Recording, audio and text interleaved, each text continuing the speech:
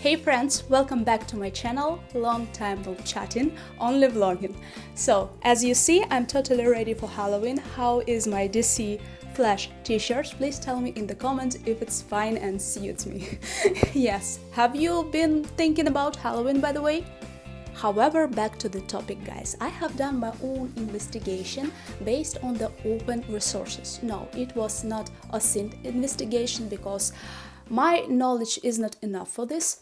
However, I bought the bigger calendar. Here I purchased this calendar from Ukrainian Orthodox Church, allegedly linked to the Moscow Patriarchate. So, and as someone have told me in the comments that these churches, these congregations have declared their independence from Moscow Patriarchate, and I've decided just to double check this information from the open resources, from the books and calendars that are they selling.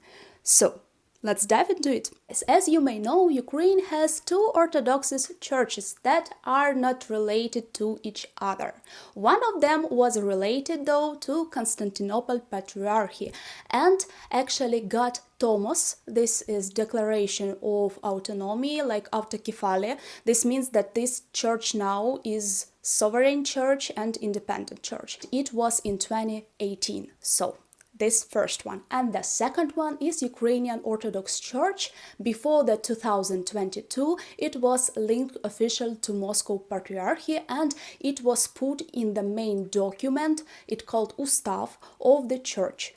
While I was in my mom's house, like in town Kamenske, I have bought the calendar, like mini version of the calendar of such Ukrainian Orthodox Church, allegedly not Moscow Patriarchate tied.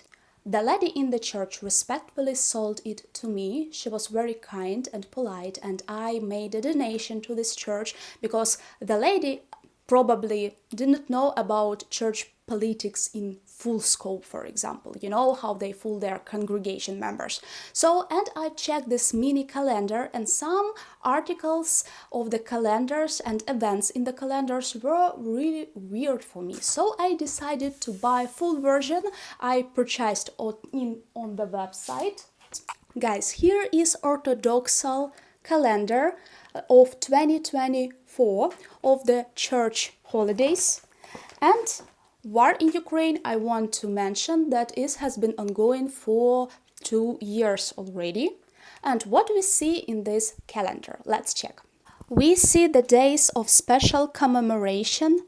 And how do you think, in the country where war is ongoing for 3rd year already, how do you think, should we commemorate the victims of Putin's war? I think it should be put in and respected in the church calendar. However, I see no mention about it. Let's go to the February, to the day when full-scale war has started, and it was 24th of February, and in this day Ukrainian Orthodox Church are offering us to commemorate Vsevolod Pskovsky and Volогодsky. Who is this guy?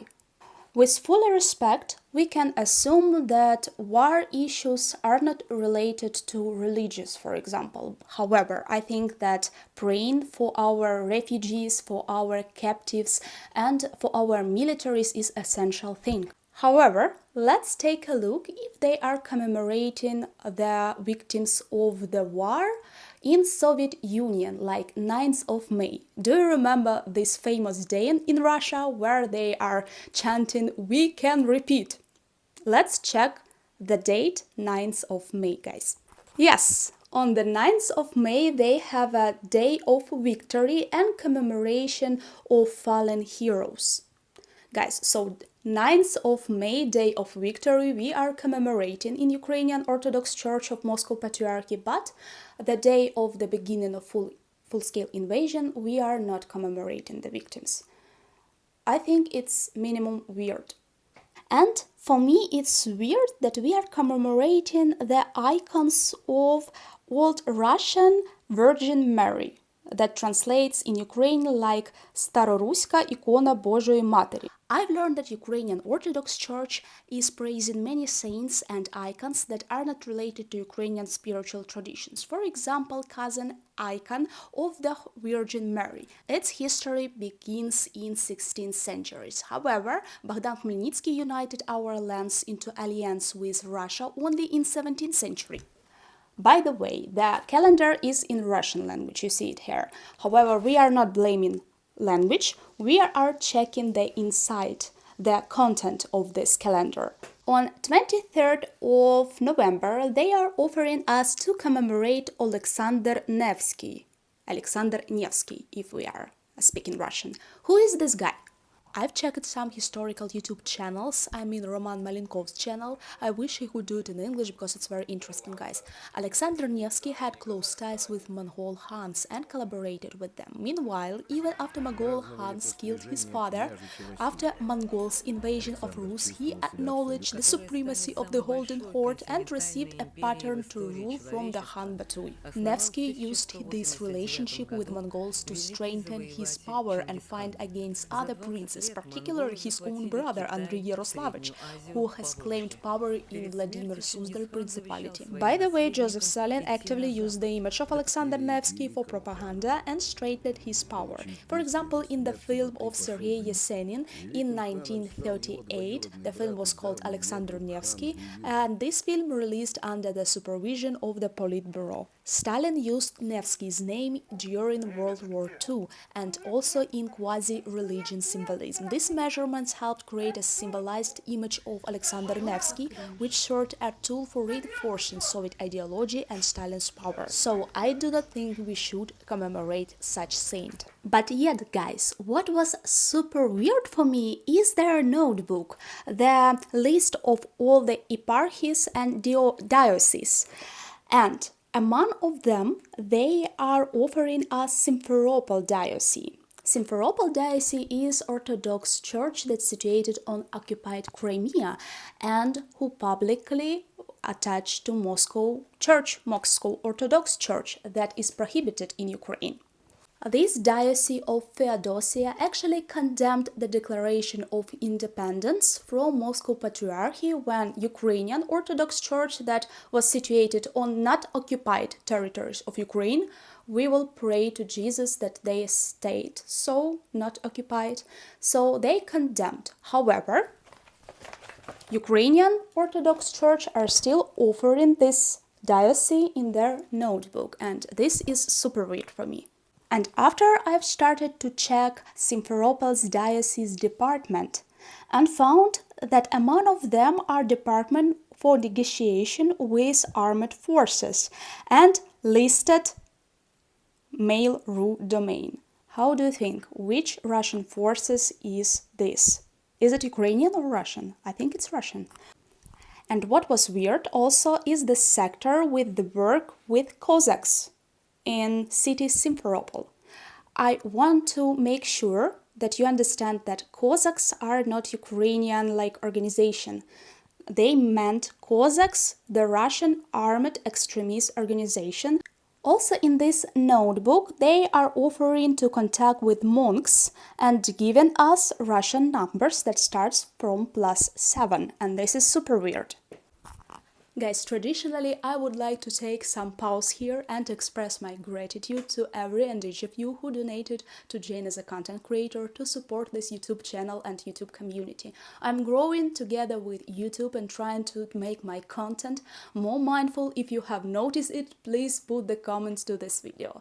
If not, and you willing to see any other content on this channel, please also tell me about it. Let's communicate. If you're willing to know Q&A, please also tell me about in the comments, guys. And if you're willing to support me, first, thank you, and second, please proceed to description of this video and do so. Thank you, guys, and God be with you. Also, they are offering us to contact the church in the Severodonetsk region. Of course, Severodonetsk region is a Ukrainian territory, but it's temporarily occupied. How do you think who are operating that church on occupied territory? Of course, Russians. I have found out the Telegram channel of Severodonetsk Church, and before the date of capturing the town, church has been prayed about peace in Ukraine and finished the war. However, after the date of captivating the town, I see no such prayers. Guys, I think that this calendar and this notebook represented and published in Ukraine in 2023 for year 2024 is only a drop in the ocean. However, how do you think how many drops in oceans are hidden by this organization? For now, I understand that this kind of church, at least the headquarters of this church in Kiev, Ukrainian Orthodox Church, are still having ties with Moscow Patriarchate, and it's visible in this notebook. Please guys, do not get me twisted. The goal of this video is not to attack the members of such congregation. Maybe they are just poisoned by this propaganda, and if someone reveals the truth for them, they immediately can leave, for example, to Greek Catholics, or that Orthodox Church who received Thomas from Constantinople. However, the goal of this video is to send message to the owners of this organization who are tied to Moscow, and to declare for them that they should cut all the links to the Russian government and to the organization who justifies Putin's criminal war and spreads Russian world.